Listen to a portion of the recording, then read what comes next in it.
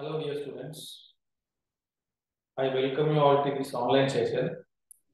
या सेशन मध्ये आपण पासिंग क्रायटेरिया विषयी चर्चा करणार आहोत. बरेचशा विद्यार्थ्यांचे असे प्रश्न आहेत टेलिग्राम ग्रुप मध्ये की पासिंग क्रायटेरिया नेमका काय आहे, आणि बऱ्याचशा विद्यार्थ्यांमध्ये तो संभ्रम निर्माण झालेला दिसून येतो आहे. आपल्यापैकी एका विद्यार्थिनींनी एक आपल्या प्रॉस्पेक्टसचा काही पार्ट तिथे शेअर केलेला आहे. दॅट इज गुड, ते बरोबर आहे. पासिंग हे आउट ऑफ 100 40 मार्कांची आहे, म्हणजे 100 पैकी 40 मार्कांना तुम्हाला पासिंग आहे. आता हे 40 मार्क तुम्हाला कसे मिळवायचे आहेत, तर त्याचे दोन भाग आहेत. एक आहे युनिव्हर्सिटी असेसमेंट आणि एक कंटिन्युअस असेसमेंट. कंटिन्युअस असेसमेंट मध्ये होम असाइनमेंट हा पार्ट येतो.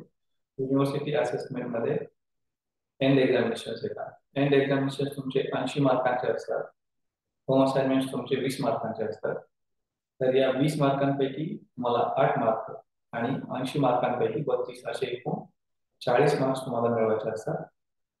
काही अडचणींमुळे किंवा एक्सेप्शनल केसेसमध्ये जर विद्यार्थी होम असाइनमेंट सबमिट करायला सबमिट केलेले नसतील, होम असाइनमेंट सबमिट केलेले नसतील किंवा त्यांना 8 पेक्षा कमी मार्क पडले असतील, ज्यांना 8 पेक्षा कमी मार्क पडले त्यांना तरी सबमिशनचा ऑप्शन आहे, पण ज्यांनी सबमिशन केलेलं नाही काही कारणास्तव, तर अशा विद्यार्थ्यांना मग आउट ऑफ 80 40 मार्क्स मिळवावे लागतात. फक्त एकाच कंपोनेंट मधून त्यांना पासिंग मार्क्स मिळवावे लागतात.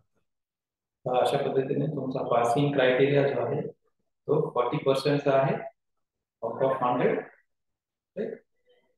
तर ऑल द व्हेरी बेस्ट.